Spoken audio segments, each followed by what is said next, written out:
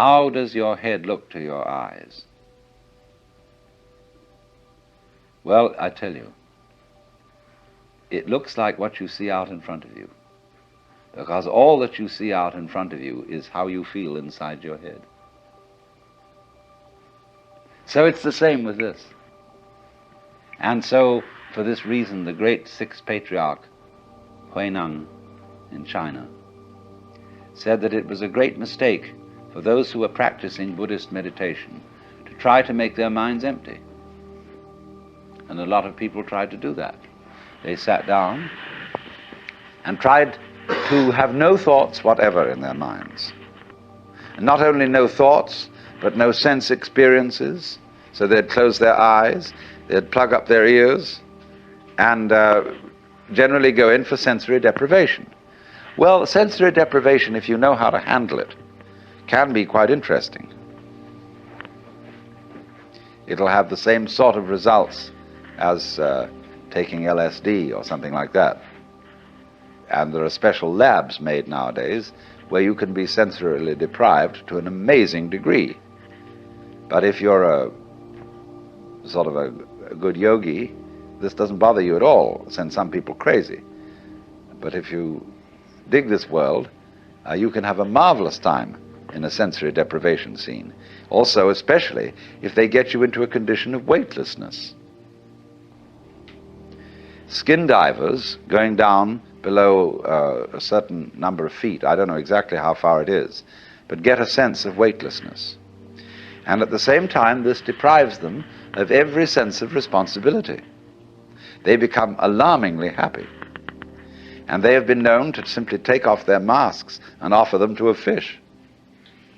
And of course they then drown. So if you skin dive, and you have to keep your eye on the time. You have to have a water watch or a friend who's got a string attached to you. If you go down that far, and at a certain specific time you know you have got to get back. However happy you feel, and however much inclined to say, survival, what the hell's the point of that? And this is happening to the men who go out into space. They will increasingly find that they have to have automatic controls to bring them back. Quite aside that they can't change in any way from the spaceship. Now, isn't that interesting? Can you become weightless here?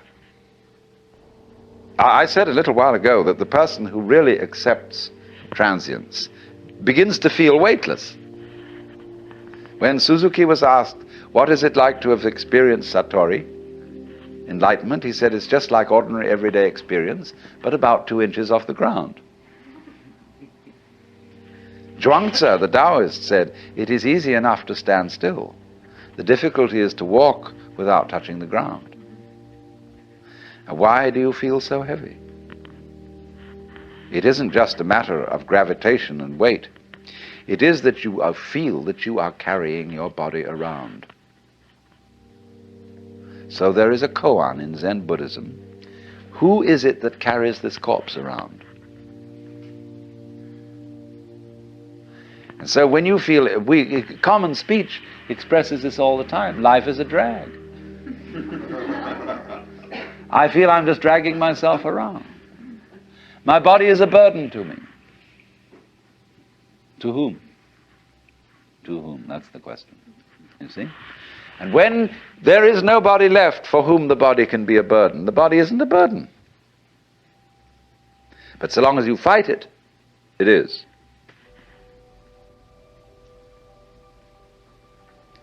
So then, when there is nobody left to resist the thing that we call change, which is simply another word for life, and when we dispel the illusion that we think our thoughts, instead of being just a stream of thoughts, and that we feel our feelings instead of being just feelings,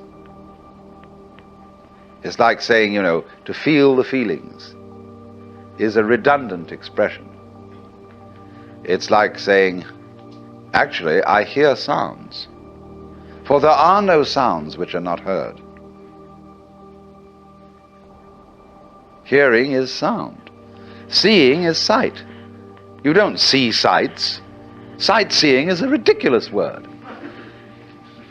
You could just say either sighting or seeing, one or the other, but sightseeing is nonsense.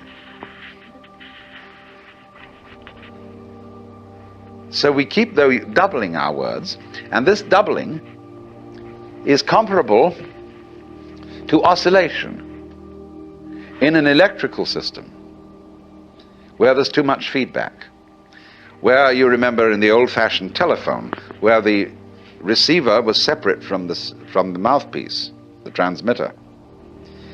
If you wanted to annoy someone who was abusing you on the telephone, you could make them listen to themselves by putting the receiver to the mouthpiece. But it actually didn't have that effect. It set up oscillation. It started to howl. It could be very, very hard on the ears. The same way, if you turn a television camera at the monitor, that is to say, the television set in the studio, the whole thing will start to jiggle. The visual picture will be of oscillation, like that. And the same thing happens here. When you get to think that you think your thoughts, the you standing aside the thoughts has the same sort of consequence as seeing double. And then you think, can I observe the thinker thinking the thoughts? Or, I am worried, and I ought not to worry, but because I can't stop worrying, I'm worried because I worry. And you see where that could lead to. It leads to exactly the same situation that happens in the telephone, and that is what we call anxiety, trembling. But this discipline that we're talking about of Nagarjuna's abolishes anxiety, because you discover that no amount of anxiety makes any difference to anything that's going to happen.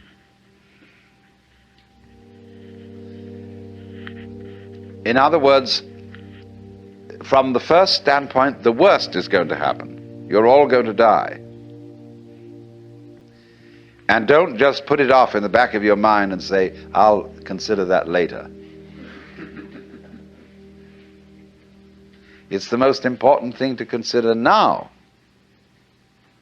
because it enables you, it is the mercy of nature, because it's going to enable you to let go and not defend yourself all the time, waste all energies in self-defense.